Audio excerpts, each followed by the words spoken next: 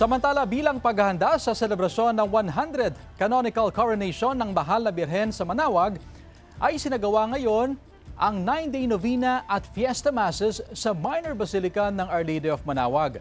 Nagsimula ito kahapon at magtatapos sa April 21, isang araw bago ang canonical coronation. Mula sa iba't ibang diocese ang mga mass presider. Patuloy ang imbitasyon ng simbahang Katolika sa mga deboto na makiisa at dumalo sa novena at fiesta masses. Samantala, sa April 22 na ang 100th canonical coronation na inaasahang dadaluhan ng mahigit sa 1,000,000 deboto. Nakahanda na ang pamunuan ng simbahan, LGU at PNP para tiyakin ang maayos na selebrasyon. On the 22nd of April at 9 o'clock in the morning, we will have the enthronement and solemn reenactment of the canonical coronation. The Mass will be presided over by the Apostolic Nuncio to the Philippines, Most Reverend Charles John Brown.